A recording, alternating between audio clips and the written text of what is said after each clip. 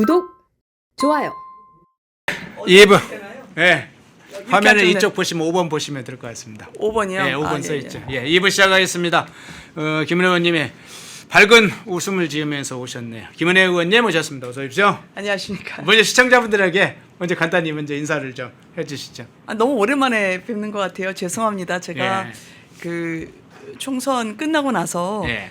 지역구에서 간발의 차로 이겨가지고요. 한동안 지역구에 전념하느냐고 제대로 패는 마이크에 많은 시청자 여러분들께 그리고 국민 여러분께 인사를 제대로 못 드렸습니다. 오늘부터 열심히 잘하겠습니다. 그 전부터 잘 아셨는데요. 제가 그 장면을 잘 아신 장면을 먼저 보겠습니다. 제가 이제 여러 장면을 김은혜 의원님의 봤는데 특히 네. 이제 이 올공에 오는 분들 한 분 한 분 이름을 여러 번 거명을 했어요. 뭐 장대혁 대표부터 시작해서 나경원 의원, 신동 의원, 김은혜 의원, 주진우 의원, 박준태 의원, 박대출 의원, 이준석 의원, 김태규 의원 뭐 이런 분들 혹시 빠진 분 있나? 하여간 중요한 분들 소개를 늘 이름을 반복적으로 합니다만 꼭 기억을 해야 될 분들이기 때문에 그랬는데 실제 잠실 현장을 찾으셨을 때 우리 네. 김은혜 김은혜 의원님 우리 시민들이 어떻게 맞는지 한번 영상 보겠습니다. 영상 보고 오겠습니다. 이번 선거는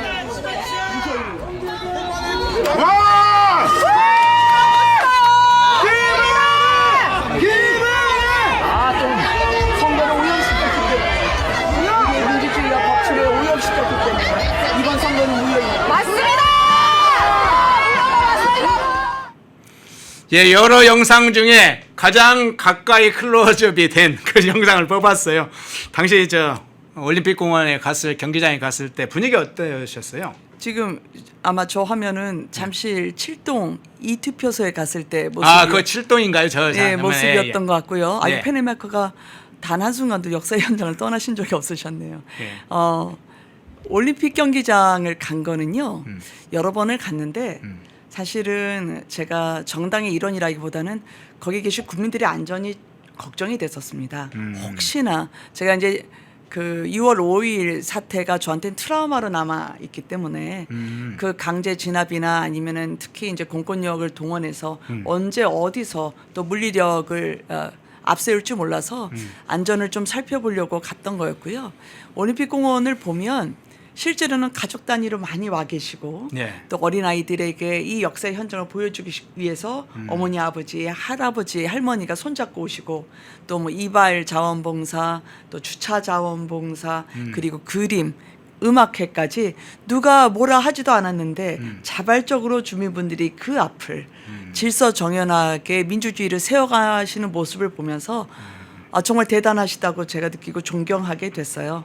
다만 국정조사를 진행하면서 많은 민주당 의원들 그리고 다른 의원분들은 시위대라고 자꾸 호칭을 하더라고요. 네. 조직도 없고 주체도 없습니다.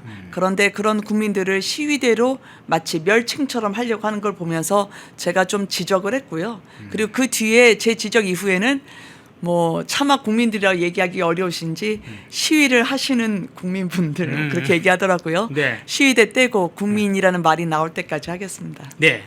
자, 다른 장면 한번 볼 텐데요. 네. 잠실 마침 개표소 이야기를 해줬습니다. 올공에 이제 지금 투쟁을 하기 전에 잠실 개표소 투표한 문제가 당시에 문제가 되고 투표용지 부족 사태의 한 정점이 됐던 그 잠실 개표소 장면을 한번 볼 텐데요. 지금 6월 5일 이야기를 제가 좀 하려고 합니다. 일단 네. 다른 영상 보고 질문을 좀 드리겠습니다. 투표지 부족으로 지금 부당하게 투표가 진행 중이에요. 17개 투표소의 투표용지가 56,000개입니다.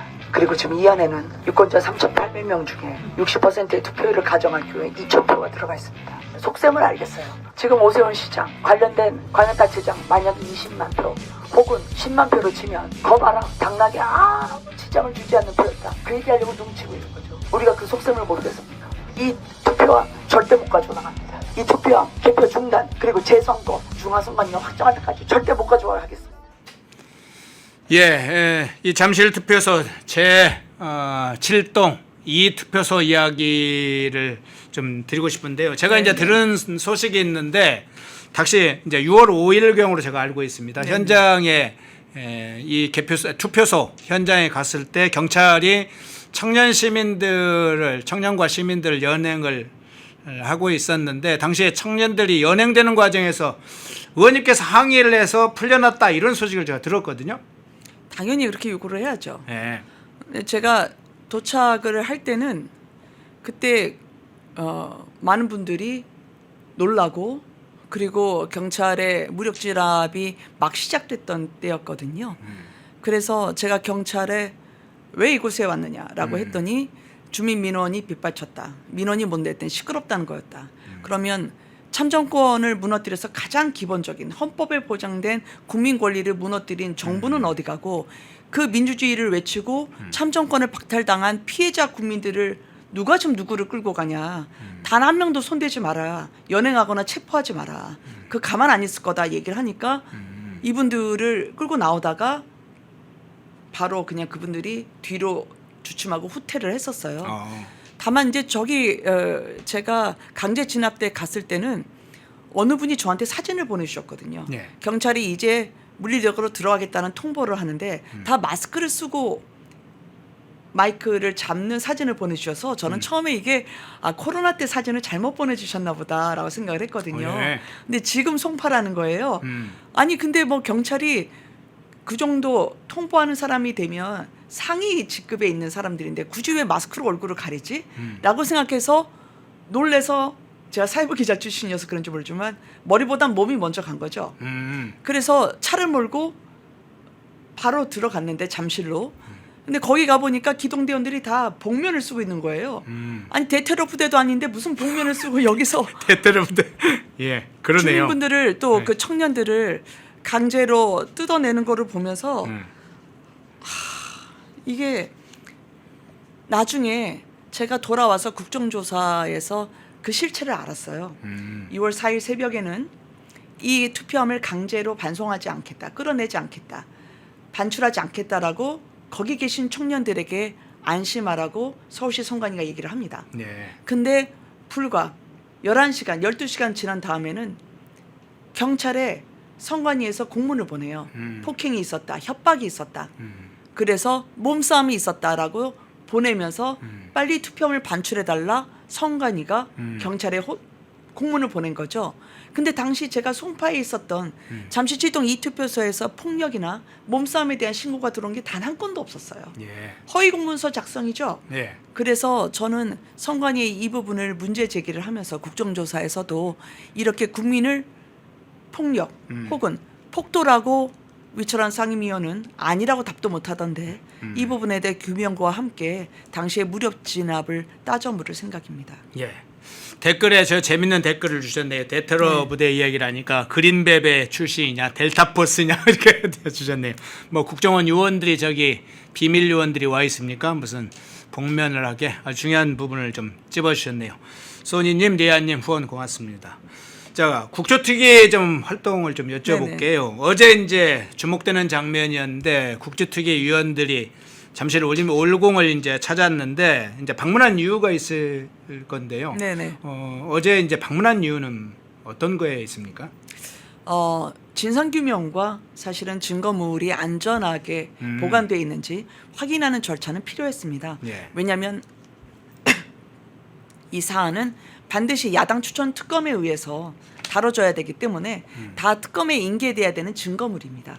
그러나 지난 27일, 28일 동안 누가 외부 침입한 건 없었는지, 증거 인멸을 한 건 없었는지, 봉인지 훼손은 없었는지를 확인하기 위해서는 저희 국정조사위원들이 직접 가서 눈으로 확인하고 그리고 저도 지금 어제 현장 장면이 있는데요. 저희가 지하 1층이거든요. 그 사무실 안에 투표지 박스가 놓여 있는 장면인데 나올 때 제가 맨 마지막에 나왔어요. 제대로 시건 장치가 작동되는지 또 그 현장에 남아 있는 사람은 없는지 확인하고 우리가 봤던 그 장면 그대로 특검에 인계돼야 된다. 그렇게 생각해서 갔던 겁니다. 예. 그럼 조금 한 가지 추가해서 네. 여쭤볼게요. 제가 전 영상에서 봤을 때 CCTV를 지적하는 부분도 좀 봤고요. 네네. 주진우 의원과 함께 이제 잠금장치, 시건장치 이야기 방금 하셨는데 잠금장치 문제도 지적하는 걸 봤는데 어제 저 이제 올공 개표소 현장에서 구체적으로 좀 확인한 것들은 어떤 게 있어요? 지금 보시는 저 투표지가 들어있는 박스 있잖아요. 네네. 저게 지금 아마 한 430개 정도 될 겁니다. 그러면 투표지 숫자만 하면 247만 장 정도 돼요. 송파에서는 이제 한 분당 7개의 투표용지를 들고 가셨으니까요. 그리고 한 30여만 명 정도 이분들이 지금 그 당시에 투표를 하고 제대로 보관된지를 본 건데 저의 사무실이 2군데입니다. 그리고 지금 저기 보이는 데 있죠. 저기가 네. 우리가 들어갔던 복도 말고 또 다른 복도가 있었어요. 저게 지금 2-2로 들어가는 그 입구 쪽이 아닌가 보죠? 조금 다른가 보죠? 2-2로 들어가서 안으로 지금 들어가서 안으로 이미 들어가서 네. 건너편에 있는 복도죠. 어. 그러니까 네. 저 사무실로 들어갈 수 있는 복도는 2개가 있는 거예요. 근데 그 복도에 시건 장치가 제대로 돼 있지 않으니까 제가 아니 이게 열린다. 그랬더니 그분들은 아무도 들어오지 않기 때문에 특별한 시건 장치가 없다라고 해서 제가 허술하다 지적을 했고요. 네. 아까 그 화면을 보면 그냥 몇 개 철조 그냥 가림막 같은 거를 세워놨는데 그 손으로 이렇게 흔들면 흔들려요. 그래서 이거를 갖고 저거 있죠, 저 회색. 네네네. 금방 흔들리거든요. 제가 지금 잡고 흔들어 보잖아요. 그래서 저 정도의 안전장치로는 증거물을 제대로 저희가 확보하고 보관하는데 어려움이 있을 수 있다라고 했고요. 그래서 저 장면이 지금 2개 사무실이 있는데 한 군데는 샤워실을 개조한 거고요. 네. 한 군데는 사무실이고 그리고 그 안에 있는 에어컨, 유무 그리고 투표함이 제대로 보관되어 있는지를 봤습니다. 다만 저 사무실로 들어갈 때 CCTV가 있어야 외부인이 침입하거나 혹시 증거물에 대한 잠입을 시도하지 않을지를 봐야 되는데요. 저희가 방송 전에 CCTV가 지금 촬영 제가 해왔는데 저거네요. 네네. CCTV 지적도 하시더라고요. 맞습니다. 예. 지금 그 맨 아래 화살표를 보시면 투표용지 보관 장소로 들어가는 복도입니다. 그리고 거기에 사무실이 있는데 그 사무실로 들어가는 입구에 지금 CCTV 1과 CCTV 2가 있잖아요. 예. 근데 사무실은 저렇게 12시 방향인데 CCTV 1은 5시 방향을 비추고 있었고요. CCTV 2는 저 바깥 9시 방향을 비추고 있었어요. 그러니까 복도 앞을 거니는 사람은 보이지만 사무실로 들어간 사람은 안 보이는 거죠.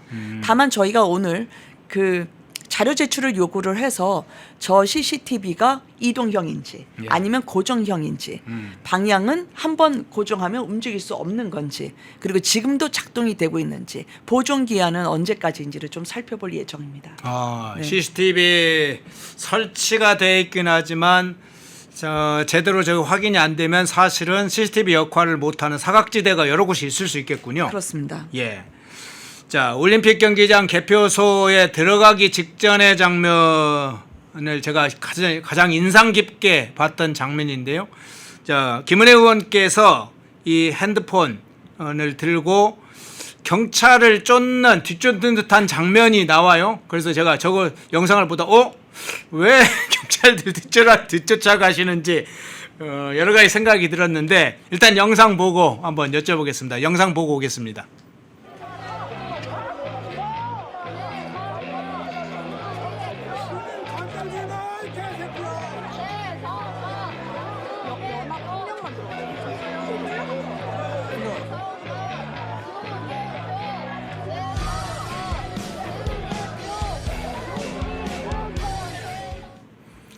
예, 경찰이 한 시민을 데리고 나가는데 이제 시민은 이제 안 나가려고 하는 장면까지 그렇게 보입니다. 뒤에 이제 김은혜 의원이 그 장면을 봤는지 경찰 따라가면서 핸드폰을 찍으시네요. 어떤 장면입니까? 좀 어떻게 찍겠지?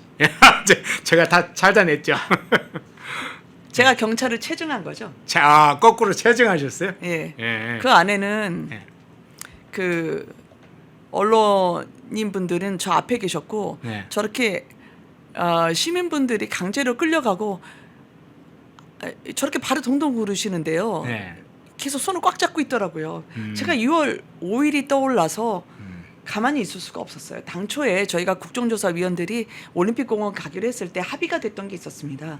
제가 야당이지만 여당 의원에게도 첫 번째도 안전, 두 번째도 안전이다. 거기 계신 국민들이 다치면 안 되기 때문에 안전을 확보하고 대화로 해결할 수 있도록 먼저 최선을 다해달라. 경찰력에도 이거는 당부가 돼야 된다. 그래서 대화 경찰 이 정도지 저렇게 1,000명 넘게 몇천 명인지 모르는데 저렇게 압도적으로 많은 경찰 인력이 들어오고 시민들을 저렇게 강제로 끌고 가기 시작하니까 제가 도저히 안 되겠다 생각이 들었던 거예요. 이건 합의와도 다른 문제다. 왜 대화로 하지 않고 저분들을 물리려고 동원하냐 해서 일단 저 시민분들이 나중에 경찰이 요즘 올공에 계신 분들 수사한다 그럴 때 굉장히 기민하잖아요. 예. 149명 수사한다 그렇게 신속하게 발표하던데 혹시나 시민분들이 불이익을 입거나 나중에 법적으로 문제가 되실 거에 대비해서 제가 일단 기록으로 남겨놔야 된다. 그래서 보탬이 될 수 있다면 사실은 그 역사의 현장에 저는 증인이자 목격자잖아요. 예. 그러니까 그 심정으로 담아야겠다는 생각을 해서 일단 제가 다가가니까 경찰이 일단 손을 풀고 이분들이 더 이상 아프지 않고 힘들지 않게 그 부분에 대해서는 경찰이 나중에는 이제는 복면도 안 쓰네. 예. 예. 마스크 쓰고 해결하는 데 도움이 되고자 했는데 그래도 제가 할 수 있는 힘이 많지 않아서 너무 죄송했습니다. 예. 댓글 중에 어제 개표소 안에 개표함에 어떤 방송사가 들어갔는가, 펜앤마이크도 들어갔냐 이제 물을 여쭈실 분이 있네요. 예, 펜앤마이크도 들어가서 영상을 촬영했습니다. 현장 검증에 참여를 해서 그 영상을 기록으로 좀 가지고 있습니다. 자, 투표용지 부족 사태와 관련해서 한번 이어서 질문을 좀 드려볼게요. 의원님께서 이제 국정조사 특위위원으로 활동하시면서 노태학 중앙선관위원장 문제를 제기를 하는데 그 중에 하나가 이제 투표용지 50% 축소 인쇄 관련해서 선관위에서 그 방침을 정할 때 그간에는 노태학은 모르는 것처럼 이야기를 했는데 6개월 전에 이미 이 사항에 대해서 보고가 됐다. 그 자료가 있다. 그 부분을 좀 국조특위에서 제기하는 상황이 있던데 어떤 내용입니까? 이게 노태학 위원장도 그렇고요. 예. 이 상임위원분들이 사실 제대로 다 몰랐을 거예요. 아마 이 일이 터지지 않았다면 그 많은 국민분들이 호소하고 개표소를 지켜주시지 않았다면 본인의 기억을 되살리지 않았을 겁니다. 당초에 이제 11월 24일이죠. 11월 24일 날 중앙선관위 9차 회의가 열립니다. 네. 그때 이제 투표용지 50% 축소 인쇄 방침이 그 목록에 보면 첫 장에 나와 있어요. 그리고 그거를 나중에 사무총장 전결로 대충 12월 10일 날 처리를 하죠. 네. 근데 11월 24일이 언제냐면 노태학 그 선관위원장이 부인과 함께 스웨덴 9박 10일 호화 그 해외 출장 갈 때 해외 출장을 빙자한 출장을 여행을 빙자한 네. 다녀온 바로 다음 날이에요. 예. 그 유럽 출장이지만 유럽 여행 시차도 극복되지 않았을 때였죠. 그때 5시에 회의를 하는데 이게 용지 축소하는 거에 대해서 보고를 받았는지 기억도 없었고 그리고 그 당시에 선관위원장이나 이분들은 고무도장 역할을 했던 것 같아요. 그래서 본인이 하라고 하니까 찍고 무슨 내용인지 제대로 살펴보지 않고 대충대충 넘긴 거죠. 그러다가 나중에 일이 터지고 나서 기억도 못 하다가 아 내가 보고를 받았구나라는 거를 뒤늦게 살리는 그런 계기가 되지 않았나 싶어서 굉장히 참담했었습니다. 예. 자, 국조특위에서 가장 증인으로 나온 또는 참고인으로 나온 인물 중에 악질을 뽑으라면 유철환 상임위 의원이면서 현재 중앙선관위 직무대행을 맡고 있는 유철환인데요. 자, 유철환과 관련해서 김은혜 의원께서 어떤 장면을 보여주시는지 한번 그 영상 보고 오겠습니다. 이 사태를 부른 주범 중에 가장 큰 책임을 져야 되는 분은 대통령의 밥 친구 위철환 상임위원이라고 봅니다. 사퇴하실 생각 있으십니까? 없으세요? 예, 말을 이제 못하고 더듬더듬하다가 이제 저 유철환 씨가 약간은 난처해하는 그런 장면까지 봤는데요. 저 장면과 함께 또 다른 문제가 제기가 됐습니다. 이 유철환 직무대행의 선관위가 자체적으로 이제 진상규명위를 구성을 했는데 그 진상규명위 활동에 개입했다 이런 게 좀 알려졌네요. 저는 개입을 넘어서 컨트롤 타워였다고 생각해요. 예. 이게 저희가 객관적이고 공정한 조사가 이루어지면 그 결과 보고서가 발표가 되는 게 10시 반이었습니다. 그런데 그 훨씬 전에 네. 9시 02분에 결과 보고서가 위철한 대행의 비서관이 출력을 해요. 그러면 1시간 반 뒤에 발표하는 걸 미리 받아본 거죠. 그리고 나서 13분 뒤에 위철한 대행이 상임위원들에게 아니 보고받은 거에 대해서 좀 정확히 하자. 언론이 왜곡되고 있다. 이거 제대로 좀 알려라라고 하는 편지를 쓴 게 또 출력이 됩니다. 그러면 결과적으로 상임위원도 조사 대상자였거든요. 네네. 위철한 위원도. 그러면 조사 대상자가 조사하는 사람들에게 똑바로 해라. 내가 보고받은 거에 대해서는 명확하게 하라라고 하는 게 이게 짬짬이 조사가 아니면 뭐겠습니까? 본인이 하청을 준 거나 다름없는 거죠. 저는 그래서 이 부분에 대해서 아니 어떻게 피조사자가 즉 그거랑 똑같아요. 범죄 사건 피의자가 네. 경찰 진술조서 질문 미리 다 받아보고 진술조서 경찰에 쓴 거에 대해서 이래라 저래라 본인이 참견하면서 훈수두는 거죠. 이 부분에 대해서 명백하게 저는 위철한 위원이 그 당시에 진상규명위원장은 조현욱이 아니라 위철한이었다라고 저는 결론을 내렸고요. 나중에 사실은 위철한 위원이 저 국정감사장에서는 사퇴를 못한다고 하지만 그 당시에 저희가 몰아붙이니까 본인을 위한 TF를 또 따로 만들었습니다. 아 그래요? 네, 탄핵도 막을 수 있는 그리고 본인이 국정감사장에서 사퇴하라고 할 때 명분을 제공할 수 있도록 저 선관위에 주요 핵심 포스트에 있는 인력을 꾸려서 방패막이용 수호 부대를 만듭니다. 아 대책 대응팀도 운영을 했군요. 맞습니다. 예. 그때 당시에 이 윤상현 위원장이 선관위에 문서 유출 경위를 파악해서 네. 그날 1일인 걸로 기억하는데 오후까지 보고서로 제출해라 이렇게 요구한 걸로 언론에 나와 있던데 그 후에 제출했습니까? 어떻게 됐습니까? 제출했습니다. 예. 네. 제출하고 더 경악을 했죠. 아 그래요? 제출한 걸 보니까 네. 당초에 9시 2분에 인쇄는 했는데 네. 실제로는 7시 50분에 위철한 위원 그리고 위철한 위원의 비서관에게 결과 보고서를 보낸 것으로 확인이 됐습니다. 그러니까 진작 일찍 편히 준비하실 수 있게 보내줬다고 저는 판단을 하고요. 실제로 위철한 위원이 편지를 상임위원들에게 진상규명위원회 위원들에게 보냈던 편지가 실제 결과 보고서 발표할 때 요약 브리핑에 포함이 됩니다. 그러니까 본인의 영향력이 10분 발휘됐다는 걸 확인할 수 있었죠. 좀 다른 장면 한번 보겠습니다. 네. 윤호중 행안부 장관도 이제 출석을 했는데 김은혜 의원께서 이제 윤호중 이 장관에 대한 책임 문제도 제기를 하셨어요. 네. 윤호 장관의 태도나 대처 어떻게 평가를 하세요?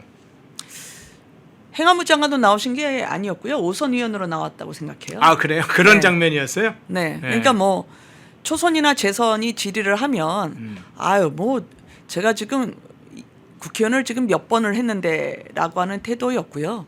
그래서 사실 제일 중요한 건 행안부면 선거 지원, 투표 지원, 수개표 지원을 해줘야 됩니다. 왜냐하면 투표함을 이송할 때는 지방자치단체의 공무원들이 해주거든요. 그러니까 그 조력을 다하는 데 있어서 행안부는 명백한 지원에 총괄 부처고 네. 그 당시에 상황실까지 설치를 했습니다.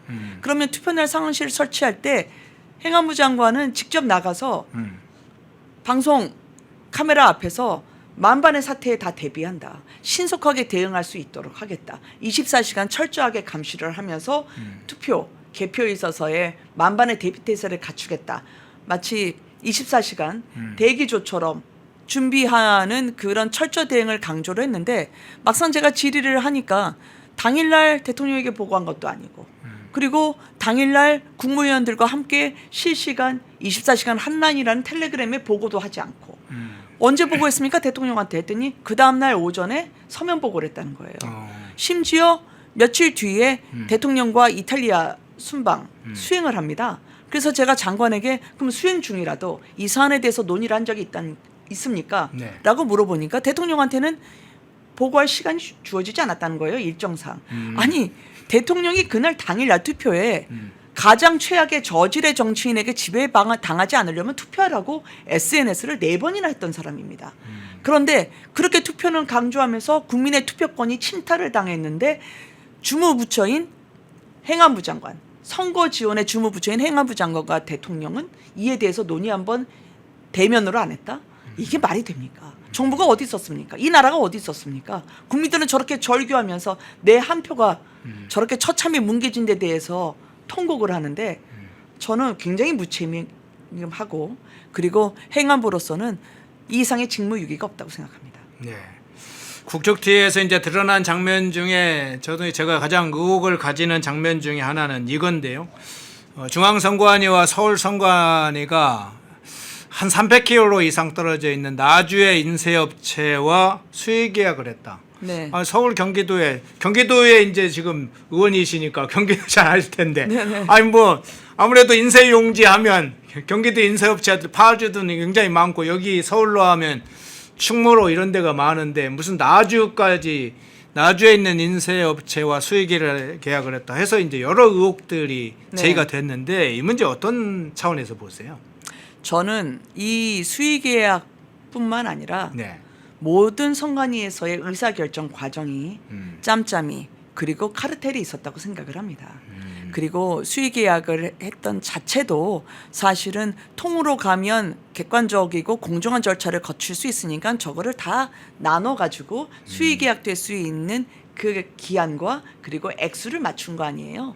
이 부분도 문제가 되고요. 네. 이게 감시와 견제를 받지 않는 기관이다 보니까 그들만의 신의 직장이었던 거예요.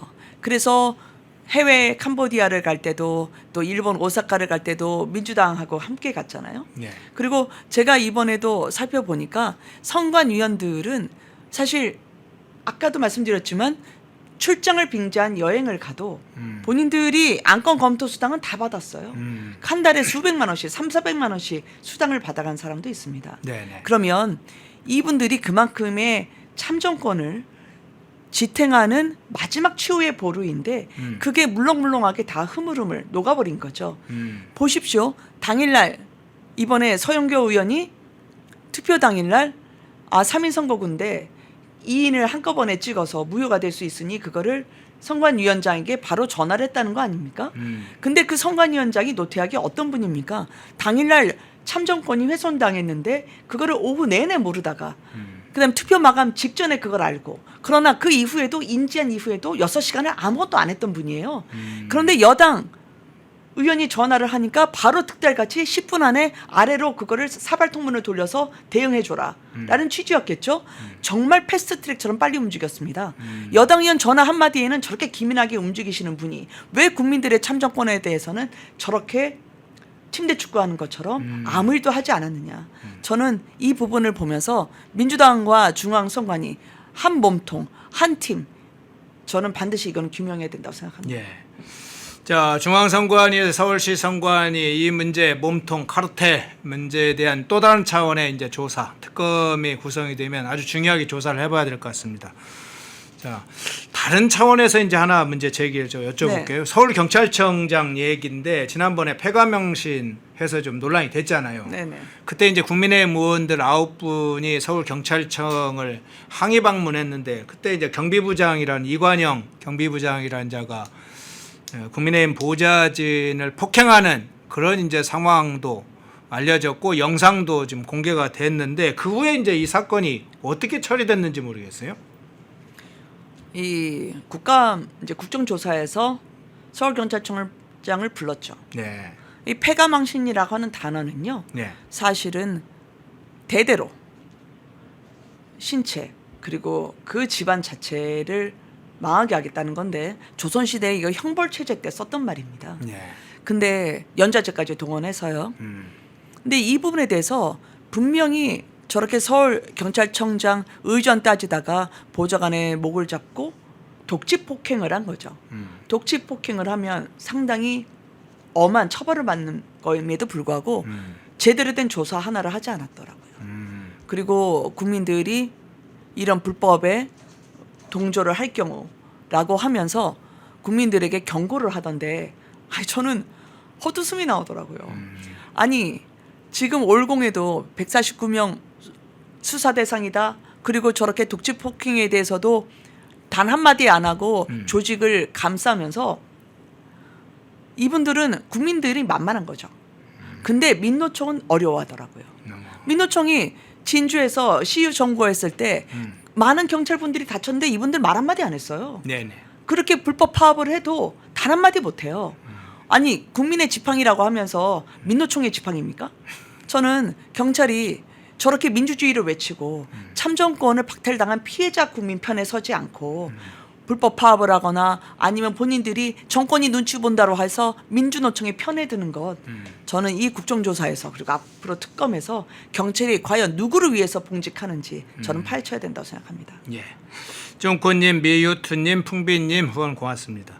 자, 오늘 김은혜 의원님 모시고 직격 인터뷰를 진행을 했는데 잠실 투표소에서 또 올공에서 청년들과 시민들이 혹시나 이 참정권 침해에 맞서 싸우다가 인권 침해 또 탄압을 받을까, 또 직접 현장에서 싸우시고 민주주의 위기에 맞서서 지금 싸우고 계시고, 또 그것이 새로운 변화와 도약을 이뤄내는데 지금 한 중심에 계신데, 우리 김은혜님 모셨으니까 오늘 뭐 주로 이제 국조특위나 올공 또 잠실 이야기를 주로 했습니다만, 사실은 이제 제 질의 말고도 하고 싶은 이야기가 많으실 텐데, 그래도 이 이야기는 오늘 마지막으로 좀 우리 팬앤 시청자분들께 전하고 싶다 하는 네. 마지막 메시지, 또 팬앤 시청자들께 좀 겸해서 인사 좀 해주시죠. 이 팬앤 시청자분들 그리고 많은 국민분들이 잠실 7동 2투표소부터 예. 그리고 올림픽공원까지 지켜주셨기 때문에 이렇게 올 수 있었습니다. 국민 여러분이 없었으면 저 국정조사 불가능했을 겁니다. 그렇기 때문에 저희 정치인들은 국민 여러분들께 무한한 감사와 책임감과 소명의식을 갖고 끝까지 가야 된다고 생각합니다. 될 때까지. 결국은 이렇게 문제점만 지적하다가 제대로 된 솔루션이 나오지 않으면 정치인으로서 역할이 아닙니다. 그러면 국정조사 특검을 통해서 사전투표는 왜 문제가 있었는지, 그리고 수개표는 왜 강화가 돼야 되는지 반드시 그거를 규명을 해야죠. 저는 여기 저희가 계안부가 되고 나서 이제 이 투표지에 대해서 운영부라고 해서 분류를 하고, 네. 그리고 그 뒤에 저희가 다시 검색을 해보고 검열을 해보고 나중에 입력을 합니다. 그러면 그 입력을 하는 공표 부분에서 오늘만 해도 또 오류가 발견이 됐어요. 시흥과 김천에서 제대로 입력을 못한 거죠. 네네. 그러니까 표가 뒤바뀌거나 내 표가 딴 사람한테 가고 딴 사람이 내 표가 되면서 국민 여러분께서는 아, 내 표가 도둑질을 당했구나 라는 생각을 하거든요. 사전투표의 문제, 그리고 수개표도 얼마나 더 강화돼야 되는지 확실하게 이 부분이 저희가 나중에 결론으로, 저 앞에 저렇게 자신의 생업을 다 뒤로 하고 추우나 더우나 비가 오나 눈이 오나 저 올림픽공원을 지키고 계시는 국민분들이 일상으로 돌아가실 수 있게 해드리려면 그건 저 같은 정치인이 해야 됩니다. 끝까지 파헤쳐서 특검까지 가서 반드시 다음에는 우리 아들, 딸들이 투표를 하게 될 때 어이없이 내 참정권이 박탈당하지 않도록, 투표를 하고 싶은데 투표를 못하고 돌아가는 일이 없도록. 무슨 투표가 선착순입니까? 어느 투표소 잘 고르냐에 따라서 내 투표가 보존이 된다면 그게 민주주의 국가입니까? 저렇게 외치고 그리고 피 맺힌 절규로 우리에게 보내주셨던 그 함성이 제대로 된 시스템으로 보완될 수 있도록 국정조사에 임하려고 합니다. 예. 이 시청자분들도 또 보수층들도 보수 정치인들, 보수 우파 정치인들을 감별을 좀 잘 해야 됩니다. 김은혜 의원님처럼 저렇게 현장에서 싸우면서 또 새로운 방향과 또 위기를 극복하는 그런 노력을 해주신 분들에게 정말 많은, 김은혜 의원님에게는 많은 은혜를 보내주시고 많은 응원을 보내주시고 많은 박수를 보내주십시오. 그래야 감별이 돼야 정말로 빛나야 할 정치인이 빛나지 않고 별로 싸우지도 않고 그러면서 치장만 잘하는 또 일부 송파구의 지역구를 가진 의원도 있지 않습니까? 비교 불가가 되도록 그렇게 해주시면 좋을 것 같습니다. 오늘 김은혜 의원님 직접 인터뷰였습니다. 의원님 고맙습니다. 감사합니다. 인터넷 바꿔야 되는데 어떡할 거야? 다 똑같은데 아무 데서나 바꿔. 인터넷 아무 데서나 바꾸지 마. 제대로 찾아봤어야지. 어디서 바꿔야 되는데? 비교원이 답이었어.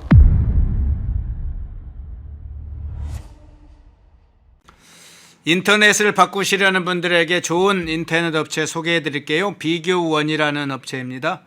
현금 혜택은 올리고 인터넷 요금은 내려간다고 합니다. 인터넷 TV 신규 가입 시 최대 48만 원, 휴대폰 최대 50만 원, 정수기 렌탈 시 최대 30만 원으로 최대 128만 원 혜택을 받을 수 있고요. 인터넷 가입과 동시에 사용하시던 휴대폰 그대로 통신사만 변경해도 30만 원 혜택을 받으실 수 있습니다. 이 업체 8억 이상의 보증보험도 가입되어 있어서 믿을 수 있고요. 23년간 보안 사고가 한 건도 없다고 합니다. 또 본인 가입 후에 지인도 가입하면 최대 4만 원 이마트 모바일 상품권 횟수에 상관없이 무제한 제공한다고 하죠. 화면에 보이시죠? 1670-2571로 연락하셔서 상담 받아보시거나 네이버에 비교원 이렇게 검색 후에 문의 남겨주시면 전화드린다고 합니다. 연락하실 때 펜앤마이크 TV 구독자라고 말씀하시면 비밀 혜택도 있다고 합니다. 구독, 좋아요. 주진우 의원님 나오셨습니다. 어서 오십시오. 네, 반갑습니다. 주진우 의원입니다. 네. 뭐 이것부터 한번 봐야겠어요. 제가 잠실에 현장 방문을 간 영상을 봤습니다. 주진우 의원이 잠실에 갔을 때 지난 토요일에 잠실에 올공에 갔던데 그 영상을 한번 먼저 좀 소개를 하는 게 좋을 것 같아요. 여러 영상 준비되어 있습니까? 예, 우리 시청자분들께서 주진우 의원께서 어떻게 그리고 잠실에서 어떤 장면을 연출했는지 한번 영상 보고 오겠습니다.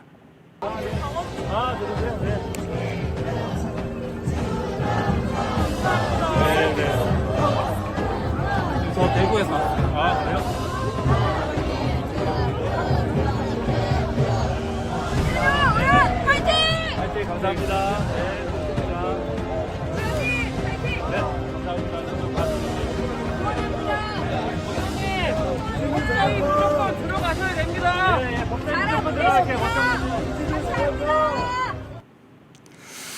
제가 영상 긴 걸 사실은 다 봤는데 저는 연예인 스타인 줄 알았어요. 이거 아닙니다. 제가 잠실 갔을 때 현장 분위기 좀 소개 좀 해주시죠. 네, 제가 일단 언론에서 저 올림픽 공원에 모인 민심을 제대로 보도를 하지 않아요. 예. 그래서 저도 사실 그것을 좀 국민들에게 더 알리고 싶어서 그리고 올림픽 공원에서 얼마나 순수하게 참정권을 외치고 있는지 그 부분을 좀 보여드리려고 갔는데 마침 또 펜앤마이크에서 고생하시면서 또 현장 영상을 찍어주고 계시더라고요. 그래서 거기 가봤더니 자원봉사자분들도 너무 고생 많이 하시고 다 뭐 계속 폭력 시위인 것처럼 몰고 가서 어떻게든 못 모이게 하려고 하는 건데 그럴수록 우리는 더 모일 것이라는 점을 말씀드리고 싶습니다. 자, 그런데 저 영상에서는 안 나왔습니다만 본래 이제 다른 영상을 보면 올공에 와 있는 우리 애국 여러 참여자들 중에 우리 주진우 의원님께 이런 이야기하는 걸 얼핏 들었어요. 법사위에 들어가시라 이렇게 얘기하더라고요. 그래서 그 순간에 그런 생각도 하시는 분도 있구나. 네. 그런 생각을 했는데. 저 문자도 많이 받았습니다. 아, 그래요? 네네. 네. 아니 이번에 법사위원장을 야당이 갖는 거는 너무나 당연한 건데 이게 헌법상으로도 굉장히 중요한 균형이거든요. 국회가 균형을 잡아야 입법 폭주를 안 하게 되는 것이고 국민들의 삶에도 균형을 잡을 수 있게 되는 것인데 그거를 이번에 또 독식을 하려고 하는 겁니다. 그러니까 국회의장이라는 사람이 중립을 지키지는 못할 망정 우리 일방적으로 상임위에 다 배정을 해서 다 그냥 일방적으로 통보를 해버렸어요. 그러다 보니까 제가 어이없게도 법사위에서 빠져 있는 상황이 됐고 그리고 법사위를 저는 당연히 희망을 하고 있는 상황인데 뭐 저를 빼겠다는 얘기는 제가 법사위에 박혀 있으면은 이재명 공소 취소 어렵기 때문 아닙니까? 그겠죠. 저는 그런 걸로 압박을 해서 최대한 저는 법사위는 궁극적으로는 꼭 들어갈 수 있다고 생각합니다. 그러면 이제 국회의장이 그런 만행을 저지르는 것과 별개로 나중에 이제 최종의 정리 과정에서 국민의힘에서 법사위로 내부로 정리해서 명단을 올리면 결국은 그게 사실 확정되는 수순인가요? 그렇죠. 예. 우리가 월드컵 경기를 해도 자기 선수 라인업은 자기 팀에서 짜잖아요. 예. 그런 것처럼 그 법사위에 들어갈 국민의힘 의원들은 국민의힘에서 짜는 겁니다. 그렇기 때문에 사실상 지금은 우리가 강력히 투쟁을 해야 될 때고 법사위원장 자리, 운영위원장 자리를 내놓으라고 하는 상황이기 때문에 일단 그 투쟁이 원내 지도부에서 먼저 그 국회의원들의 힘을 모아서 투쟁을 하고요. 예. 만약에 마지막으로 결정이 되면 의원들끼리 또 바꾸는 방법도 있어요. 네. 예, 그래서 제가 법사위에 들어가는 문제는 사실은 뭐 당연히 해결 가능한 문제인데 그게 중요한 게 아니라 법사위원장을 우리 국민의힘이 가지고 있어야 지금처럼 뭐 하루 이틀 만에 이재명 공소취소 특검 법안 대충 올려서 심사도 한 번도 안 하고 국민들에게 알릴 틈도 없이 일방적으로 막 통과시키는 이 무도한 상황은 막아야 되지 않겠습니까? 그러기 위해서는 법사위원장 자리는 당연하다고 생각하고 이번 지방선거에서 분명히 이재명 정권 폭주하지 말라고 국민들께서 경고를 하셨는데 또 국회에서 이렇게 폭주한다면은 지지율은 더 폭락할 겁니다. 그리고 지지율이 폭락하면 당연히 국정 동력이 떨어지고 요번에 그 반도체 호남행처럼 직권남용성 그 행위를 한 게 굉장히 많거든요. 네. 그런 것들도 드러나게 되면 결국 또 탄핵 사유가 되지 않겠는가 그렇게 보고 있습니다. 예. 조금 민감한 문제일 수 있는데 이 문제 한번 여쭤볼게요. 제가 이제 그간에 잠실에 오는 국민의힘 의원들을 쭉 살펴봤는데 대표적인 장덕 대표는 거의 매일 가니까요. 네. 이제 우리 주진우 의원님, 신동욱 최고위원, 나경원 의원, 박준태 비서실장, 김은혜 의원, 이진숙 의원, 김태규 의원, 박대출 의원 대략 한 10분에서 11, 2분 정도가 주로 이제 오시고 또 반복적으로 오시던데 국민의힘 의원들 중에 지금 그 중에는 한 뭐 그러면 10분의 약 한 7, 80% 이상은 아직은 오지 않는 것으로 보여요. 네. 그래서 사실은 이제 이 문제를 고심하면서 여쭤볼 수 없는 밖에 없는데 당내 잠실에서 저런 재선거 투쟁을 요구하는 시민들이 결집된 상징적인 곳인데 그 국민의힘 의원들이 다수가 오지 않는 당내 분위기 어떻게 평가하세요? 저는 국회의원들이 한 번씩 와봤으면 좋겠습니다. 예. 왜냐하면 국민의힘 의원뿐만 아니라 민주당 의원도 와봤으면 좋겠어요. 왜냐하면 저기 모인 자리에 저도 4차례 정도 갔거든요. 네네. 근데 처음 갔을 때 사실 그 어떤 분들이 어떤 상황에서 지금 부정선거 재선거를 외치고 계시는지를 정확히 모르다 보니까 혹시 가게 되면은 또 언론은 또 부정적인 면만 부각해서 보여주잖아요. 그럼 가면은 혹시 또 뭔가 거기서 안 좋은 장면이 연출될까봐 정치인들이 좀 망설이는 것 같은데 실제 가보면은 전부 굉장히 정치인들이 오는 것에 대해서 우호적이고요. 힘을 실어준다고 생각을 하고 그 광장에 모인 민심이 제도권을 통해서 발현될 때 또 우리의 목소리가 또 현실화될 수 있는 것이고요. 반대로 제도권의 현실화되는 과정에서 그 광장에 있는 목소리 올림픽공원에 모인 민심을 직접 듣지 않고서 어떻게 그 제도권에 충분히 반영을 하겠습니까? 그래서 저는 민주당 의원들이 계속 저기를 뭐 또 구구몰이를 하고 하잖아요. 네네. 그러니까 정략적인 그런 부분도 있지만 자기들이 저기에 감히 그 선거제도를 망친 사람들로서 감히 못 나타나다 보니까 자기들은 그냥 망상을 하는 거예요. 오히려 민주당이 저는 망상을 하는 것이라고 생각하고 실제 가보면 정말 그 유모차 제가 되게 늦은 시간에 사실 좀 도착을 했어요. 차도 막히고 해서. 네네. 근데 유모차 끌고 온 부부부터 시작해서 아이들 또 뭐 저 여러 가지 자원봉사자 하는 분들부터 시작해서 엄청 사실은 일반 국민의 저는 저게 민심이라고 생각하거든요. 저 민심을 담아내지 못하니까 계속 지지율이 뚝뚝 떨어지는 것이죠. 그래서 저는 우리 국민의힘 의원들도 저기 가면은 처음에는 조금 이제 그동안 국민의힘이 왜 이렇게 못 싸워줬냐 이런 것 때문에 네네. 좀 뭐라고 하는 분들이 좀 있으셨어요. 있어요. 조금씩 있긴 하죠. 저한테도 좀 좀 더 잘 싸우지 그렇죠, 이렇게 그렇죠. 말씀하시면은 네. 아니 뭐 정치인이 그런 거 아닙니까? 아 저희가 좀 더 잘하겠습니다 하면은 또 크게 뭐라고 안 하세요. 예. 그래서 한 번쯤 다 나가 보시면 좋겠다 그런 생각합니다. 네. 예. 선거 사태 문제를 좀 본격적으로 먼저 이야기를 해보겠습니다. 우리 주진우 의원께서 제기한 문제이기도 한데 가장 중요한 문제 중에 하나로 이번에 국정조사 특위에서 부각된 문제 중에 하나가 중앙선관위, 서울시 선관위 이 수의계약 문제가 터졌어요. 특히 이제 중앙선관위 수의계약 비율 문제가 터졌고 특정 업체와 유착이나 특혜 문제까지 제기 의혹이 터졌어요. 어떻게 상황을 봅니까? 제가 수의계약 문제를 집요하게 문제를 삼는 거는 예. 사실은 이게 그 선거 부정하고도 연결될 수 있기 때문입니다. 왜냐하면 우리가 업체를 선정할 때 공정하게 공개 경쟁 입찰을 해서 업체를 선정하면은 그 업체가 뭔가 물건을 납품하고 이런 과정도 다 투명하게 관리될 수밖에 없거든요. 근데 지금 수의계약은 말 그대로 선관위 직원이 특정 업체를 딱 찍어서 너랑 계약할게. 이 정도 돈 주면 되겠지? 그렇죠. 라고 하는 것이기 때문에 예. 선관위 직원이 뒤로 뇌물을 받을 가능성도 있고요. 그리고 아는 사람을 챙겨줄 가능성도 있고 선거의 공정한 관리와 관련해서도 부정한 부탁이나 청탁을 서로 주고받을 가능성도 있는 것이고 그렇죠. 그래서 말 그대로 깨끗하지 못하고 유착된 것이기 때문에 이게 문제가 심각한 거고요. 저도 검사 생활 그래도 20년 가까이 했는데 변호사도 3년 이상 하고요. 저는 이런 건 처음 봅니다. 왜냐하면 수의계약 비율이 너무 높아요. 보통은 우리 국민 예산을 아끼기 위해서 경쟁을 시켜야지 가격이 낮아지잖아요. 네네. 그러니까 당연히 경쟁 입찰이 원칙이고 2천만 원 이하일 때 그것도 급한 경우에만 수의계약을 체결할 수 있도록 되어 있는데 그 원칙을 전혀 지키지 않고 열에 9건이 수의계약이에요. 작년도에 그렇게나 많아요?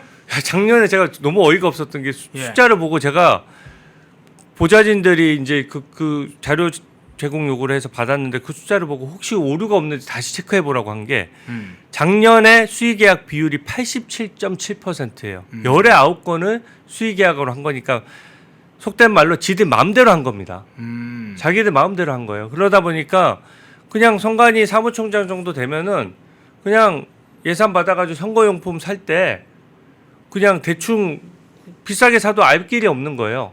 그 저는 그런 생각도 해봤어요. 이번에 그 증거 보존의 대상이 됐던 것까지 종이들까지 네. 다 막 용해에게 넣어서 막 없애버리고 네. 그리고 압수수색하는 와중에 막 압수물을 빼돌려서 막 폐기해버리고 하잖아요. 왜 이렇게 선거용품을 빨리 없애려고 하느냐.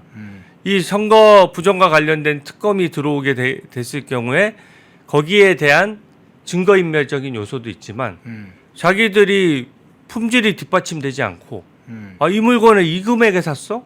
라고 하는 본인들 개인 비리에 대한 증거도 될 수 있기 때문에 저는 수의계약 이 구조 자체는 이번에 확실하게 타파를 해야 되고 이 문제점을 정확히 지적을 해야 되고요. 예. 그래서 제가 권익위에도 조사를 의뢰해놨고 이 부분은 계속 분석 중이어서 계속 제가 쪼개기 계약도 엄청 찾았거든요. 다 야. 형사처벌 대상입니다. 아. 그래서 국고 손실에 대해서는 끝까지 환수를 해서 이번에 1벌 100개를 할 생각입니다. 예. 열의 9에 가깝게 수의계약이 이루어졌다. 그런데 전 사례를 보면서 충격적이었던 사례 중에 하나가 중앙선관위와 서울시 선관위가 한 300km 이상 떨어진 나주 인쇄업체하고 수의계약을 해서 인쇄를 했다. 이게 굉장히 충격적이었어요. 아니 수도권의 인쇄 시설을 보든 용지, 수량을 보든 인력이든 운송 문제든 누가 봐도 수도권에서 하면 되는데 왜 300km 이상 떨어진 나주 인쇄업체하고 했느냐. 이 문제 아주 충격적인데요. 이게 엄청난 문제점입니다. 왜냐하면 뭐 선거 물품 중에 굉장히 특이한 물품이 있어서 평소에 아무도 생산 안 하는 물품이면 멀리 가서 살 수 있어요. 네. 근데 인쇄는 서울에만 해도 얼마나 많습니까? 경기도만 해도 충무로 이런 데만 많잖아요. 예. 네. 나주에 있는 인쇄 업체를 어떻게 알고 사실 검색해서 잘 안 나오는 업체거든요. 어떻게 알고 그 업체까지 찾아가서 수의계약을 체결했느냐 이것도 의문이고요. 네. 두 번째는 1억 8천만 원 정도 되는 그 계약이면 수의계약을 절대 할 수 없거든요. 5일에 걸쳐서 나눠서 쪼개기 계약을 합니다.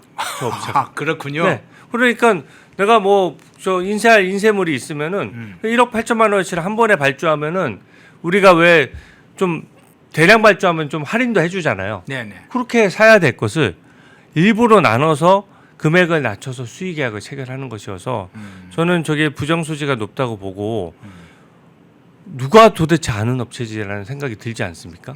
그리고 그렇게 계약을 하다 보니까 이번에 투표용지 같은 경우에도 인쇄업체들이 저는 원래는 한국조폐공사처럼 투표용지를 한 군데서 엄격하게 관리해서 정확하게 배분하는 줄 알았는데 네네. 몇백 군데에서 그냥 수의계약으로 다 체결한 거예요. 그러니까 입찰 한 번 없이 각자 시 선관위에서 알아서 계약을 하다 보니까 부산시 선관위는 또 300km 이상 떨어진 성남에 있는 또 인쇄업체랑 투표용지 계약을 해가지고 거기서 배송을 받았거든요. 그런 식으로 하니 투표용지가 제때 정확하게 배송되지도 않고 들쑥날쑥 하는 문제가 생길 수밖에 없는 구조적 문제점이 있다. 이 부분은 이번에 국정조사뿐만 아니라 특검을 통해서 밝혀야 돼요. 그리고 나주업체 관련해서 예전에 그런 거 많았거든요. 공공기관이 있을 때 네. 공공기관에서 퇴직한 사람들이 그 가족 명의로 회사를 설립한 다음에 기존에 그 나간 사람들이 거기서 뭔가 수의계약을 통해서 먹고 사는 일들이 종종 있었습니다. 네네. 근데 이번 것도 선관위 관련된 친인척은 없는지 그걸 철저히 가려야 되고 선관위 직원의 아들 딸들도 불법 채용하는데 수의계약하는 과정에서 불법이 저는 당연히 있을 거라고 생각해요. 그래서 네. 특검이 필요한 겁니다. 예. 국조특위 장면 중에 아주 해괴한 장면들 여럿을 봤습니다만 어떤 장면 그 장면 중에 아주 몹쓸 장면의 하나가 이철환의 태도였어요. 이철환의 네, 발언. 네. 우리 이제 주진우 의원님도 그 문제에 관해서 이제 하나씩 따지시던데 이철환 상위원의 목소리가 오히려 막 굉장히 크게 윽박지르는 장면도 봤는데 자, 그중에 이철환 상임위원이 이런 얘기했습니다. 국조특위에서 재선거 주장은 더 큰 혼란이 야기될 불쏘시개가 될 수 있다. 재선거는 안 된다. 선관위 상임위원이 현재 중앙선관위원장 직무대행이 국조특위에 나와서 재선거는 안 돼. 이 주장 어떻게 해석을 하십니까? 그냥 단순히 재선거가 안 된다고 한 게 아니라요. 예. 재선거를 하려고 그러면 거의 혁명 수준의 일이 일어나야 된다. 무슨 혁명을 부추기는 것도 아니고 국민들이 지금 얼마나 분노하고 있는데 혁명 수준이 아니면은 소위 말하는 쿠데타 일으키지 않는 한 나는 그냥 그 재선거는 없는 거야라는 식의 좀 극렬한 발언을 한 거거든요. 그것도 문제이고 국민들을 애다루듯이 하는 꼰대 근성이 있어가지고요. 뭐라고 했냐면은 광장에서 재선거를 외치는 사람들은 몰라도 그럴 수 있어도 제도권에서 정치권에서 재선거를 외치는 것은 말이 안 된다라고 얘기했어요. 그러니까 일반 국민들을 무시하는 겁니다. 일반 국민들은 뭣도 몰라서 그냥 재선거를 외치지만 정치인이면 알만한 사람이 그렇게 해서 되겠느냐라고 오히려 우리를 훈계한 거거든요. 근데 그게 너무나 오만하고 제가 불법적인 점도 딱 지적을 하니까 본인이 결과적으로는 사과를 했는데 뭐가 있냐면 우리가 재선거를 하기 위해서는 선거소청이라는 건 중앙선관위원회에 제기를 해놓도록 되어 있습니다. 이미 제기가 되어 있고 몇백 건의 선거소청이 지금 중앙선관위에 계류 중이에요. 네네. 근데 위철환이 상임위원으로서 중앙선관위원 중에 한 명이거든요. 그러니까 그 선거소청에 대해서 판단하는 위원 중에 한 명입니다. 그러니까 법원으로 따지면은 재판부의 판사가 이거 해보지도 않고 재판해보지도 않고 이거 무죄야? 이거 유죄야? 라고 먼저 얘기한 거거든요. 그러네요. 그러면은 그 판사 같은 경우는 재판에서 배제됩니다. 제가 그 점을 지적했더니 본인도 아 그런 뜻은 아니었다라고 하면서 사과하면서 물러나긴 했는데 발상 자체가 또 대충 여기 드러나 있는 투표용지 부족 관련해서 대충 몇 가지 사실하고 몇 명 징계하고 대충 넘어가려는 게 딱 눈에 보여요. 그렇게 해서는 지금 국민의 분노를 잠재울 수도 없고 국민을 안심시킬 수도 없다고 생각합니다.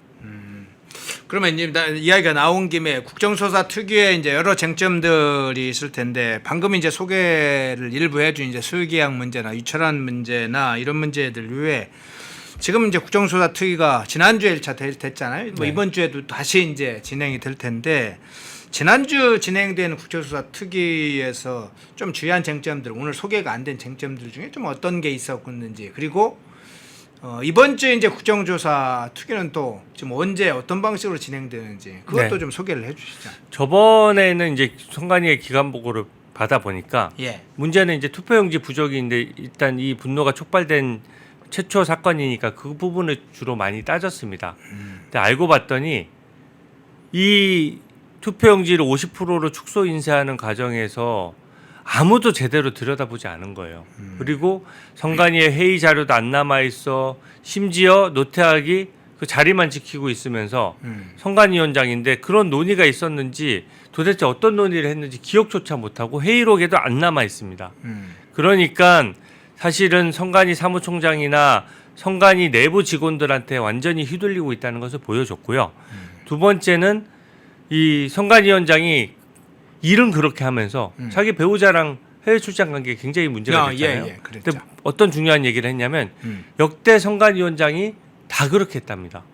아, 그렇군요. 근데 제가 그래서 자료 제공 요구를 해놨어요. 네. 그러면 역대 선관위원장이 다 배우자 동반해가지고 국민 혈세를 펑펑 쓰고 왔으면 그거 다 국고로 반환해야 맞지 않습니까? 그래서 그 내역을 확인하기 위해서 요청을 했는데 지금 선관위가 답을 못 하고 있어요. 그러니까 그만큼 이 부정이 심각한 것이고 이제 요번에 수요일에 열리는 거는 네. 경찰도 출석을 합니다. 그러니까 서울지방경찰청장 올림픽 공원뿐만 아니라 잠실 아파트에서 그 투표함을 물리력을 행사해서 네, 빼냈던 네. 그 책임자죠 사실상. 그래서 서울청장도 출석을 하기 때문에 경찰의 무력 진압. 네, 경찰의 불법 공권력 행사 그리고 과잉 무력 진압 이런 것들에 대해서 아주 강하게 질타를 해야 되고 복면 쓰고 공권력을 행사하는 문제도 강하게 제기를 하고 복면을 쓰고 사실상 무리하게 물리력을 행사한 경찰관을 특정을 해서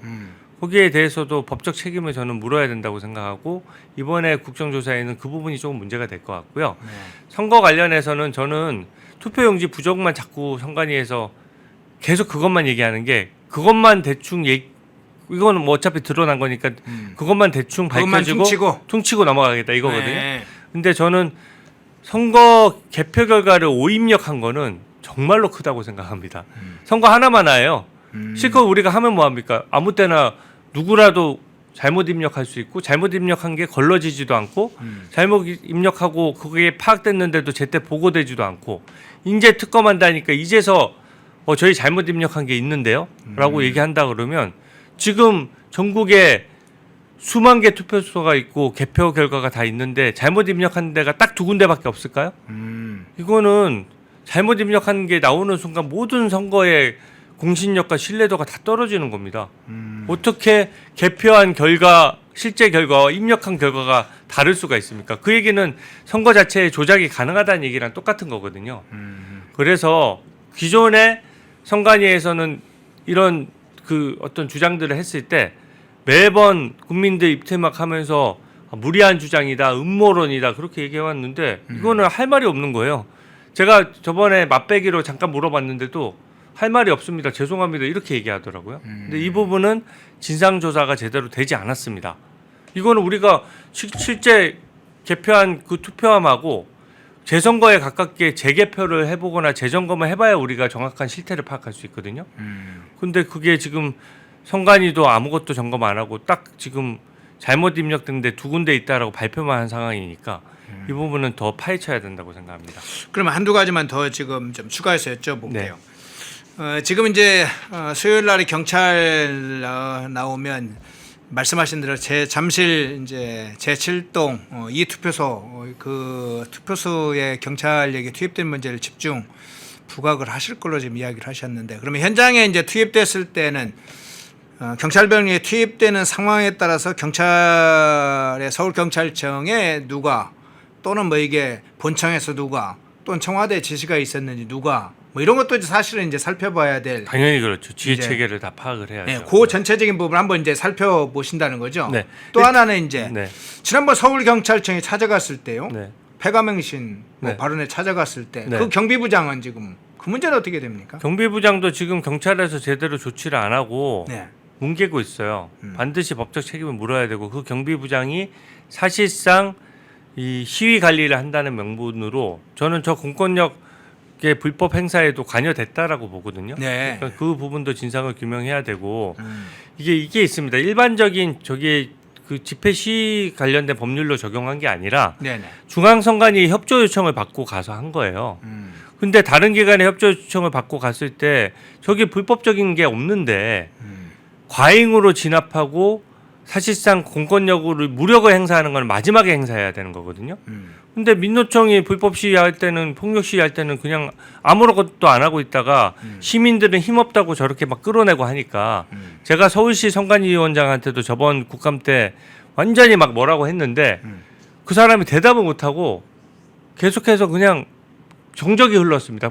왜냐하면 본인도 판사 출신인데 저 서울중앙지방법원장이면서 서울시 선관위원장이거든요. 네, 근데도 네. 본인이 봐도 비례의 원칙이 지켜지지 않았어요.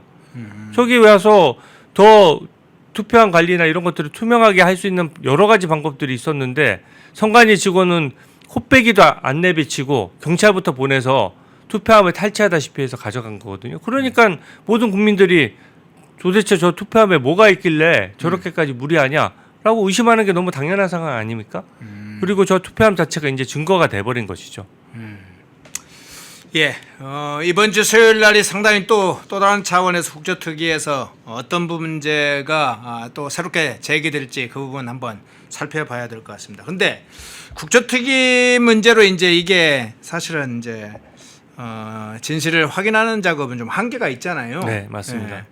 지금 오히려 이제 민주당 여권은 원포인트 개헌을 지금 주장하는 상황이고 그게 이제 특검을 대체하려고 하는 의도인지 그런 이제 여권의 이제 선관위 해체 자체가 목적은 아닐 것 같은데 어떤 차원에서 보세요? 선관위를 본질적으로 해체하고 완전히 뒤집어 놔야 된다는 데 저도 동의합니다. 네, 예. 근데 헌법에 있는 선관위 규정은 그냥 몇 개 조문이 안 돼요.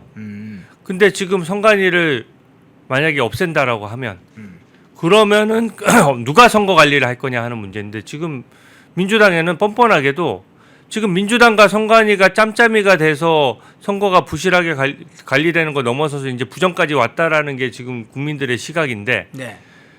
여기서 행안부 장관이 선거를 관리하겠대요. 더 못 믿게 되는 거 아닙니까? 그러니까 개헌을 하려 그러면은 원인을 먼저 정확하게 분석하고 거기에 따라서 선관위를 없애더라도 어떻게 더 공정한 선거제도를 만들 거냐. 그리고 지금 문제가 많이 되고 있는 사전선거제도는 어떻게 할 거며 중국인 투표하고 외국인 투표권 주는 문제를 어떻게 해결할 거며 이것을 패키지로 해결해야지 무조건 국민 시선을 헌법 개정으로만 돌리고 또 거기에 슬그머니 뭐 이재명 연임이나 또 민주당이 유리한 규정 자유민주주의 체제에서 자유를 뺀다든지 뭐 그런 식의 헌법 논의를 이어간다 그러면 오히려 헌법 개악이 되는 거 아닙니까? 예. 그래서 저는 헌법 개헌을 얘기하는 것은 지금 단계에서는 꼼수고요. 개헌할 때 되면 국민들이 알아서 개헌의 민심이 올라옵니다. 지금은 선관위가 뭘 잘못했고 민주당이랑 어느 정도 짬짬이가 돼 있는 거며 그리고 민주당과 한 몸처럼 돼서 그 어떤 비리를 감추고 있는 거냐. 왜 민주당이 계속 선관위를 그렇게 감싸왔느냐. 이런 것들을 성역 없이 확인을 해야 되는 거고요. 요번에 제가 지금 잠깐 방송 들어오려고 하다 보니까 그 속보처럼 그 민주당에서 당론으로 특검을 추진하겠다 이렇게 얘기를 했나 봐요. 아, 그래요? 네. 근데 네. 저는 이것도 잘 봐야 되는 것이 저기 올림픽공원에 모인 국민의 민심이 무섭고 이재명 지지율이 떨어지니까 지금은 잠시 고개 숙이면서 특검을 받겠다라고 하지만 민주당이 임명한 특검이 조사하면은 그게 무슨 조사입니까?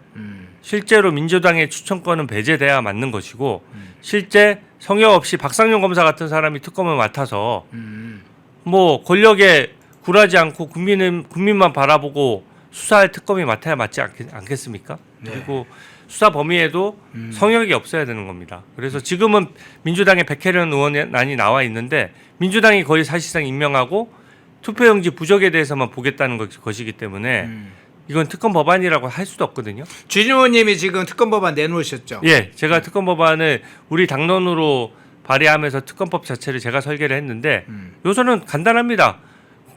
국민의힘이 추천한 특검으로 하자.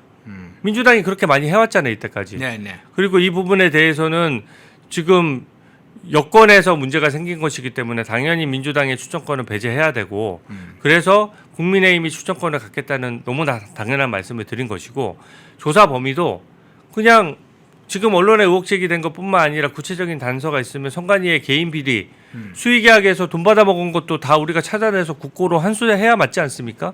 그래서 특검의 수사 범위를 넓혔고 왜 이번 6.3 지방선거로만 한정합니까? 만약에 6.3 지방선거를 우선적으로 이 비리를 전부 다 파헤치고 거기서 구체적인 단서가 나오면 그 전에 선거도 어땠는지 들여다볼 수 있도록 폭넓게 열어놔야 되는 것이거든요. 저는 최대한 넓게 이제 그리고 합리적으로 다 모든 것을 국민들의 의구심을 속 시원하게 해결할 수 있도록 설계를 했고 거기에 대해서 이제 원내 지도부들끼리 그 양당에서 만나서 협의를 할 거예요. 네네. 협의를 하는 과정에서 저는 우리 합리적인 안이 관철돼야 된다고 봅니다. 예.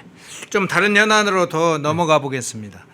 자, 이화영 관련된 연어 술파티 의혹 관련된 문제인데 1심에서 이제 유죄를 받긴 했어요. 그런데 4개월을 받아서 저게 형량이 적정한가 뭐 이런 문제가 이제 일단 제기가 됐는데 그래도 항소까지는 하겠지 하는 분들 예상이 꽤 있었는데 검찰이 항소를 하질 않았어요. 그래서 이제 우리 준 의원님과 박상현 검사가 이 문제에 대해서 강하게 문제 제기를 했던데 어떤 차원에서 보세요? 저는 검찰에서 저런 사건을 항소하지 않는 것을 변호사로서도 그렇고 검사로서도 본 적이 없습니다. 왜냐하면 혐의가 굉장히 엇갈렸고 의견이 굉장히 엇갈렸어요. 그러면 우리가 네. 3심제지 않습니까? 네네. 공익을 대변해서 검사는 국민을 대표하는 거기 때문에 공익의 대변자라고 하잖아요. 그래서 그 상대방인 이화영 편을 드는 것이 아니라 국민을 대변해서 이 진상을 규명할 책임이 있는 겁니다. 그래서 당연히 그 항소를 제기했어야 맞고요. 연어 술파티로 지금 1년, 2년 이상 쇼를 해가지고 국민들 그렇게 열받게 하고 비용을 그만큼 썼는데 징역 4개월이 적정합니까? 양형도 너무 약하다는 점을 다퉈야 되는 것이고 만약에 요번에 항소 제기를 양형에 대해서 안 했어요. 그럼 어떤 현상이 일어나냐? 불이익 변경 금지 원칙 때문에 징역 4개월 이상 연어 술파티로는 더 세게 못 때리는 겁니다. 그러면 어떻게 되냐? 이화영한테 마음껏 거짓말하라고 판 깔아주는 거예요. 너 어차피 거짓말 해봤자 그렇게 네. 위증을 해도 위증하고 뭐 실컷 거짓말해도 보통은 우리가 판사들이 보고 있다가 너무 거짓말한다 그럼 싶으면은 반성 안 한다라고 해서 형량을 높이기도 하거든요. 네네. 그걸 없애준 거예요. 마음껏 거짓말하라고 판 깔아준 겁니다. 그게 말이 됩니까? 그리고 그거 외에도 이재명과 딱 이재명 피고인과 직결되는 그런 문제에 대해서는 항소를 안 한 거예요. 뭘 안 했느냐? 이재명 경선 과정에서 쪼개기로 후원했는데 쌍방울 직원들이 막 후원한 사실은 인정이 됩니다. 네. 다 나눠서 뭐 이재명이 좋아서 쌍방울 직원들이 다 후원금 냈겠어요? 그 계좌를 어떻게 알고요? 보통 회사원들이 누가 정치인한테 후원을 해요? 그냥 위에서 시켜가지고 돈을 나눠서 쪼개기 후원을 한 거거든요. 그거를 어떻게 모를 수가 있느냐고요. 그러니까 이화영도 몰랐다는 식으로 판단을 한다면은 그거는 항소심에서 다퉈봐야 되고 이화영이 알았다면 그 다음은 이재명도 알았느냐 이거를 따져봐야 될 거 아닙니까? 근데 이재명으로 갈 수 있는 다리는 조그만 다리야 또 다 끊어버리는 거예요. 그리고 마지막으로 북한에다가 그 비싼 나무인 금송 주목 갖다 퍼준 것도 거기에 대해서도 우리가 하도 난리를 치고 제가 막 기자회견 하니까 일단 그 부분은 항소 제기를 했는데 이 부분도 1심 판결이 이상하기 때문에 이 부분도 항소심에서 제대로 판단하는지 우리가 잘 봐야 됩니다. 자, 근데 다른 부분도 문제 제기를 하셨을 건데요. 네. 박상현 검사 지금 징계권이 있잖아요. 그 네. 징계권에 관해서도 지금 법무부가 그걸 이제 징계를 내리는 거잖아요. 네. 그 징계권에 관해서도 이의를 제기하셨던데 어떤 차원에서 제기하신 거예요? 정말 말이 안 되는 게 지금 쿠크다스니 뭐 과자니 김밥이니 네. 그나마 연어 수파티도 빠지고 뭐 몇 가지 엮어가지고 그 정직 2개월을 처하겠다라고 해서 법무부에 지금 징계 청구를 해놓은 상황이거든요. 네네. 근데 배보다 배꼽이 더 크다고 정직 2개월에 대한 징계 여부를 판단을 안 하고 시간을 질질 끌다 보니까 지금 무기한 직무정지를 해놨어요. 그러니까 정직 2개월을 하겠다고 하면서 무기한 직무정지를 하면 사실상 임시처분이 최종 처분보다 더 긴 거 아닙니까? 그렇게 됐네요. 법원에 가면 100% 깨집니다. 근데 거기에 대해서 박상현 검사가 최후 통첩을 했더라고요. 나 연어 술파티로 그동안 니네 탄압한 거 법무부 장관이 정식으로 사과해라. 아니면 나 법적 조치한다라고 했고 저는 법적 조치를 하면 이길 거라고 봅니다. 근데 지금 왜 정직 2개월도 못하고 있느냐? 깨질 게 뻔하니까 오도 가도 못하는 상황이에요. 그러니까 이게 너무 그 저 검사가 그러면 피의자 공격하면서 조사합니까? 결국 외통수에 걸려 있네요. 네, 김밥 좀 먹인 거 가지고 정치 2개월 했는데 만약에 그거 해서 법원에 취소돼서 박성윤 검사가 화려하게 막 복귀하면 이재명 정권의 치명타가 될 거 아니에요. 네. 그러니까 무서워서 못 하는 거예요. 그러니까 그럴 바에는 제가 철회하라고 한 것이고 또 그러니까 꼼수로 다른 사건을 하나 일으켜서 이제는 박상용 검사가 여기저기 언론에 이재명 공소 취소를 막기 위해서 인터뷰를 한 것을 뭐 정치적 중립 의무 위반이다 어쩌고 저쩌고 하면서 걸려고 하거든요. 이문정 검사는 어떻게 했는데요? 민주당에 유리하게 해서 떠드는 언론 나와서 인터뷰한 사람들은 의인이고 예? 예. 이재명 공소 취소를 막기 위해서 박성윤 검사가 나와서 출연해서 그 문제점을 논리적으로 지적하면 그것은 정치적 중립 의무 위반입니까?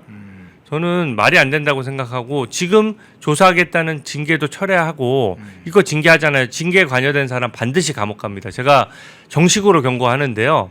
제가 선배 검사로도 경고하는데 이거 만약에 진짜로 그 징계하잖아요. 거기 관여된 사람 실무자들까지 다 저는 감옥 갈 거라고 확신하고 여기 불법에 끼지 마십시오. 그 공무원 생활하면서 이럴 때 자기 양심 지키라고 공무원들에게 우리 국민들이 월급 주는 거거든요.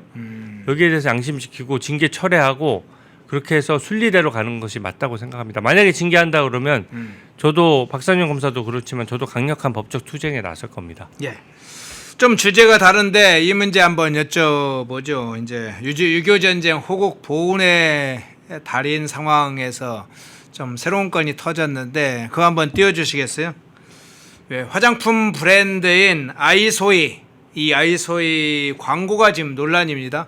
저기 한번 보시면 피부 속까지 더 깊숙이 620% 압도적 침투 뭐 이렇게 했어요.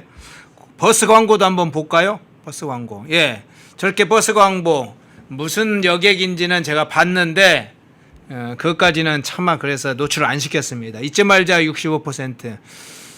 침투하자 더 깊게 이런 광고까지 버스 광고까지 쭉 했어요. 저걸 당연히 보면 이제 떠오르는 업체도 있는데 네. 스타벅스는 완전히 이재명이 그냥 나서서 죽사발을 만들어 놓은 것처럼 해놨는데 저건 그보다 훨씬 더 심한 거 아닙니까? 어떻게 보셨어요? 스타벅스는 단순히 예. 국민들이 알아서 불매 운동을 한 범위를 넘어서서 예. 이재명이 직접 불매 운동을 선동했고 또 정부 부처가 전방위로 나서 가지고 압박하고 실제 수사도 하라고 하고 압수수색 영장도 청구했는데 기각이 되고 또 사기업인데도 불구하고 우리 무슨 방공교육 예전에 하듯이 오후 3시에 다 문 닫고 직원들 교육시키고 지금 대한민국이 도대체 어느 시대에 있는 겁니까? 저는 그걸 묻지 않을 수 없고 선택적 분노라고 하죠. 네, 네. 심지어 스타벅스 때는 5.18이라는 단어 자체도 없어요. 저기는 누가 보더라도 6.25를 암시하는 내용이 정확하게 나와 있지 않습니까? 그리고 아이소이 대표 자체가 박원순 재단에서 뭔가 역할을 했던 사람이라고 합니다.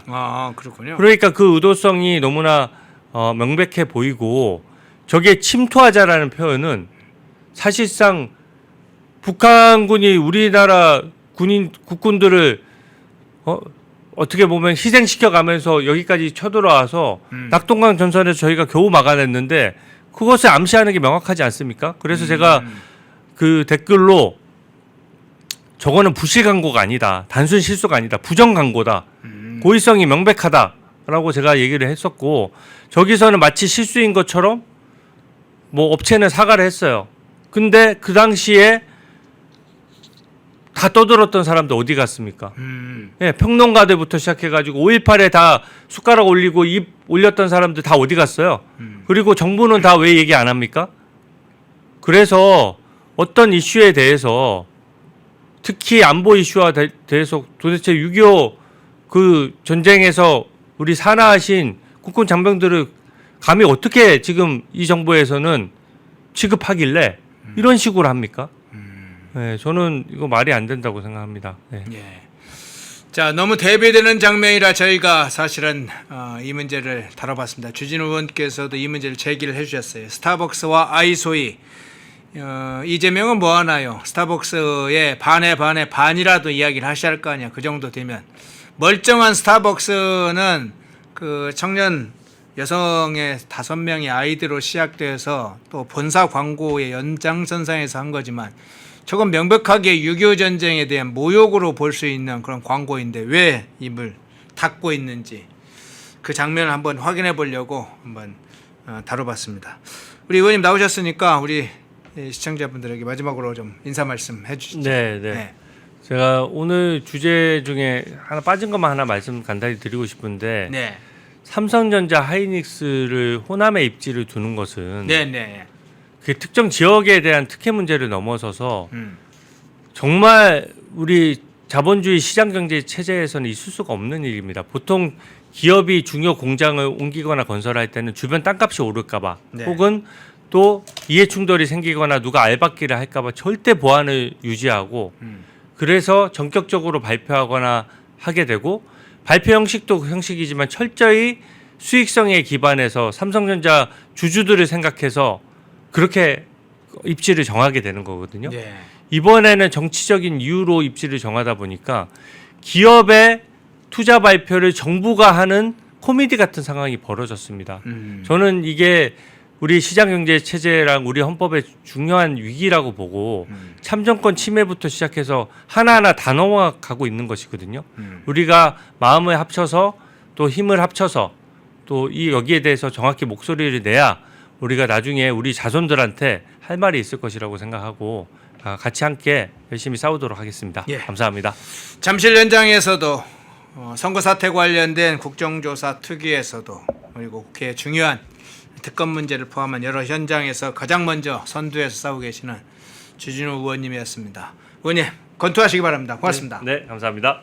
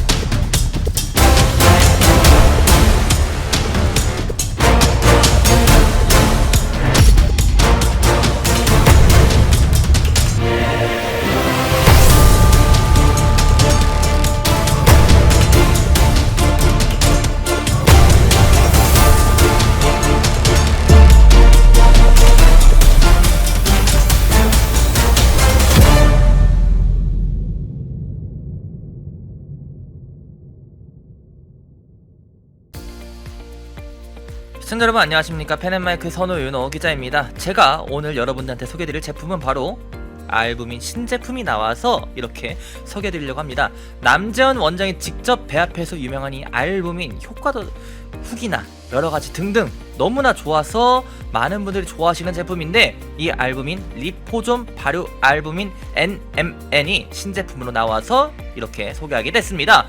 3세대 리포존 플러스 NMN 활력 설계 완성으로 너무나 후기가 벌써부터 좋은 그런 상황인데 지금 펜앤마이크에서만 특별하게 제공해드리는 이벤트가 있습니다. 바로 2개를 사면 하나를 더 드리는 2+1 이벤트를 진행 중에 있는데요. 오직 펜앤마이크에서만 이용하실 수 있으니까 많은 관심 및 주문 부탁드리도록 하겠습니다. 요즘 혈당이나 혈압, 혈행 때문에 뭐 하나라도 챙겨 먹어야 되는데 하고 걱정하시는 분들 많으실 텐데요. 지금 제가 소개해드린 제품 주목하시면 좋을 것 같습니다.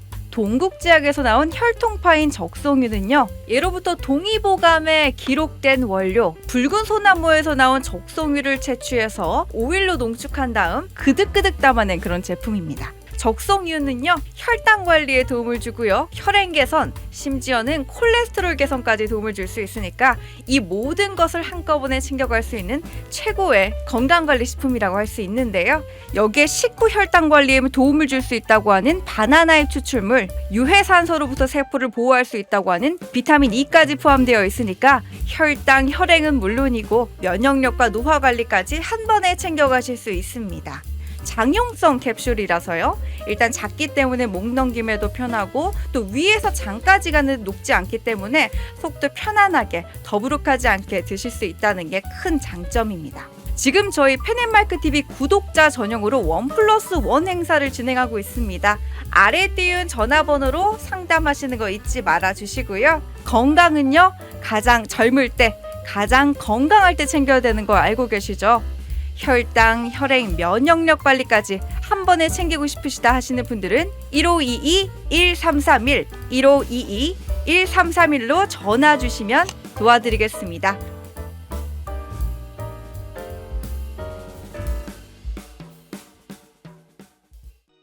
펜앤마이크에서 추천하는 영상도 보고 가세요. 다른 영상도 즐기시려면 구독 버튼을 꼭 눌러주세요.